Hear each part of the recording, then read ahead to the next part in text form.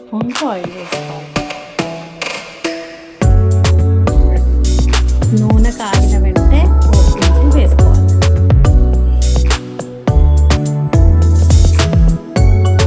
శనగపప్పు, పల్లీలు, మినపప్పు కలిపి వేసుకోవాలి. మంచిగా ఫ్రై అయ్యేంత వరకు వేయించుకోవాలి.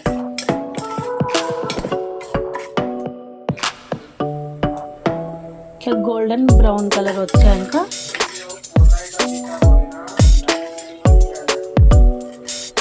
ముందుగా ఆనియన్స్, టమాటో, పచ్చిమిర్చి కట్ చేసి పెట్టుకున్నానండి.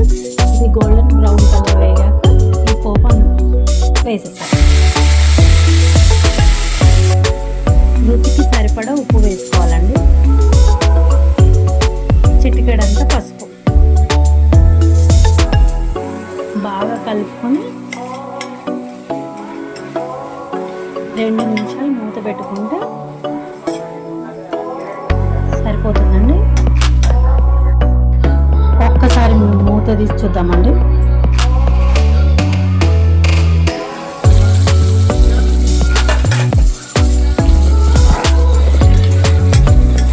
బాగా వేగిపోయింది.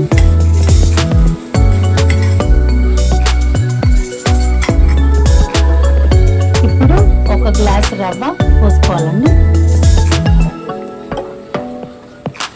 పచ్చి వాసన పోయేంత వరకు రవ్వ వేయించుకోవాలి. ఏ గ్లాస్తో అయితే రవ్వ తీసుకున్నామో అండి ఆ గ్లాస్తో 2 గ్లాస్ వాటర్ పోసుకుంటే సరిపోతుంది. ఇప్పుడు అంతా ఒకసారి కలుపుకుంటే సరిపోతుంది. వాటర్ పోసిన తర్వాత ఒక్కసారి సాల్ట్ చెక్ చేసుకోండి. తక్కువ ఉంటే ఇప్పుడే వేసుకోవాలి. నాకైతే ఉప్పు తక్కువ ఉందండి. నేను చూసి 1/2 స్పూన్ ఉప్పు వేసుకున్నాను. ఇప్పుడు కలుపుకున్న తర్వాత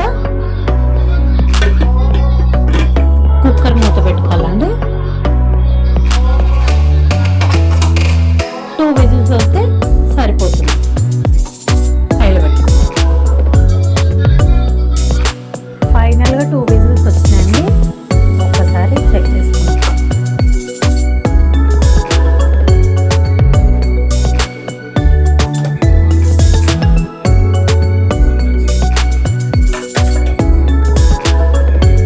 ఎంతో పొడి పొడిగా ఎక్కడ కూడా ముద్ద కట్టకుండా ఈవెన్గా వచ్చిందండి. ఎవరైనా తినాలనుకుంటే నిమ్మకాయ పిండుకొని తిన్నా బాగుంటుంది. ఏదైనా ఊరగాయ వేసుకున్నా బాగుంటుందండి. ఒక్కసారి చూడండి. గోధుమ ఉప్మా రవ్వ రెడీ.